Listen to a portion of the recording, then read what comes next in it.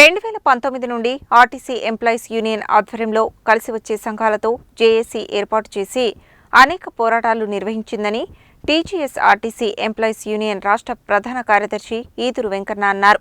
April 22న సమ్మె ప్రారంభించడంతో ప్రభుత్వం స్పందించి కార్మికులు లేవనెత్తిన 32 డిమాండ్లను అంగీకరించిందని తెలిపారు. TGS RTC employees union Nalgonda region విస్తృత కౌన్సిల్ సమావేశం రీజియన్ అధ్యక్షుడు జమాల్ గౌడ్ అధ్యక్షతన మంగళవారం నల్గొండ జిల్లా కేంద్రంలో జరిగింది. ఈ సమావేశానికి ముఖ్య అతిథిగా హాజరైన యూనియన్ రాష్ట్ర ప్రధాన కార్యదర్శి ఈదురు వెంకన్న మాట్లాడుతూ ఆర్టీసీలోని 6 ప్రధాన సంఘాల జేఏసీ ఆధ్వర్యంలో కార్మికులకు సంబంధించిన సమస్యల పరిష్కారం కోసం అనేక పోరాటాలు నిర్వహించామని తెలిపారు. ప్రభుత్వం స్పందించకపోవడంతో ఏప్రిల్ 22 నుండి సమ్మెను ప్రారంభించామని, దీంతో ప్రభుత్వంలో కదలిక వచ్చి కార్మిక సంఘాలతో చర్చించి తాము లేవనెత్తిన డిమాండ్లలో ప్రధాన డిమాండ్లను నెరవేర్చడానికి అంగీకరించిందని తెలిపారు. ఇందులో భాగంగానే ఆర్టీసీ కార్మికులను రాష్ట్ర ప్రభుత్వ ఉద్యోగులుగా విలీనం చేస్తామని, 2021 వేతన సవరణను 11% ఫిట్మెంట్తో అమలు చేయడానికి మరియు యూనియన్ కార్యకలాపాలను కొనసాగించడానికి ప్రభుత్వం అంగీకరించిందని తెలిపారు. సమ్మెకు మద్దతు తెలియజేసిన కార్మిక సంఘాలతో పాటు రాజకీయ పార్టీలు, ప్రజా సంఘాలు మరియు CPI MLA Koonamneni Sambasivarao, MLC Nellikanti సత్యంలకు కృతజ్ఞతలు తెలిపారు. ఈ సమావేశంలో ఆర్టీసీ ఎంప్లాయీస్ యూనియన్ రాష్ట్ర అధ్యక్షుడు S Babu, working president Gopal, Pati Apparao, KS Reddy, Manohar, Basani Venkataiah, Pandurangaiah, Nandan, NRC Raju, Swamy, VS Reddy, Venkataiah, Kotaiah, Rajasekhar, Swamy, Jyothi, Sarada, Lurdamma తదితరులు పాల్గొన్నారు. నల్లగొండ రీజన్ కౌన్సిల్ సమావేశం సిపిఐ పార్టీ కార్యాలయంలో జరుపుకోవడం జరుగుతూ ఉంది. ఈరోజు సమ్మె ముగించిన తర్వాత సమ్మెలో సాధించినటువంటి అంశాల పట్ల, మరి కొన్ని పరిష్కారం కానటువంటి అంశాల పట్ల పరిష్కారం చేసేటువంటి దిశగా మరి ఏ విధంగానైతే మేము ముందుకెళ్తున్నామో అవన్నీ మా కార్మిక వర్గానికి మరి వివరించడానికి ఈరోజు మేము సమావేశం ఏర్పాటు చేసుకోవడం జరిగింది. దీంట్లో ప్రధానంగా ఈ ప్రభుత్వానికి మేము కార్మిక వర్గం నుంచి ఒకటి విజ్ఞప్తి చేస్తున్నాం. సమ్మె సందర్భంగా ఒప్పుకున్నటువంటి అంశాలు ఏవైతే ఉన్నాయో వాటిని వెంటనే వేగవంతం చేసి ప్రభుత్వంలో విలీనం చేయడానికి జూన్ 2వ తారీఖు నాడు అపాయింటెడ్ డేట్ ప్రకటించి ఉద్యోగులందరినీ విలీనం చేయవలసిందిగా మా గౌరవ ముఖ్యమంత్రి గారిని మరి కోరడం జరుగుతూ ఉన్నది.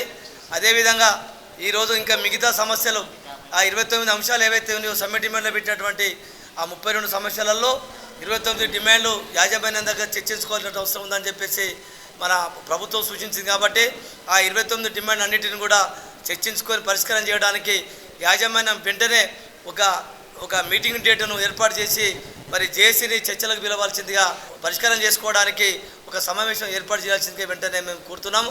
అదేవిధంగా ఈరోజు కొంతమంది జేఏసీకి సంబంధం లేకుండా సమ్మె నోటీస్ ఇవ్వకుండా ఎక్కడ కూడా ఉద్యమం చేయకుండా ఈరోజు సాధించిన ఫలాలను మేమే చేశామని చెప్పుకోవడం అని మేమంతా దాన్ని తీవ్రంగా ఖండిస్తున్నాం.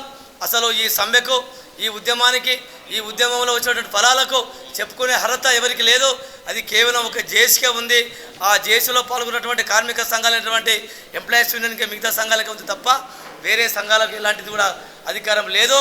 అదేవిధంగా ఈరోజు ప్రభుత్వం కూడా వెంటనే ఏదైతే ఒప్పందం చేసుకున్నటువంటి అంశాలు ఉన్నాయో వాటన్నిటిని పరిష్కరింపజేసి మరి కార్మికులకు ఉన్నటువంటి నమ్మకాన్ని మరి అదేవిధంగా ఉంచుకోవాలని చెప్పేసి మరి కోరుతూ ఈ సమ్మెలో మరి పాల్గొన్నటువంటి కార్మిక వర్గానికి అందరికీ ఉద్యమ నమస్కారాలు తెలియజేస్తూ మా సమస్యల పట్ల సానుకూలంగా స్పందించినటువంటి కాంగ్రెస్ ప్రభుత్వానికి, ఆర్టీసీ యాజమాన్యానికి కూడా మేము ఎంప్లాయీస్ యూనియన్ తరఫున వారికి ధన్యవాదాలు తెలియజేస్తున్నాం. ఇవాళ రీజనల్ కౌన్సిల్ సమావేశం జరుగుతుంది. ఈ కౌన్సిల్ సమావేశానికి మొన్న జరిగినటువంటి సమ్మెలో మేము ఎదుర్కొన్నటువంటి పరిస్థితులు, సమ్మె వల్ల వచ్చినటువంటి ఫలాలు కార్మికులకి వివరించాలనే ఉద్దేశంతో ఒక కౌన్సిల్ సమావేశం ఏర్పాటు చేయడం జరిగింది. ఈ కౌన్సిల్ సమావేశంలో సమ్మె గురించి వచ్చినటువంటి విలీనం, ఆ తర్వాత పే స్కేల్, ఆ తర్వాత ట్రేడ్ యూనియన్స్, వీటన్నిటిని కూడా కార్మికులకు వివరించాలని ఇక్కడికి వచ్చాము. కార్మికులకు ఆ వివరాలన్నీ చెప్పడం జరిగింది. కాబట్టి కార్మిక వర్గం చాలా అప్రమత్తంగా ఉండి రాబోయే రోజుల్లో విలీనం కోసం చూడాల్సినటువంటి పరిస్థితి ఉంది.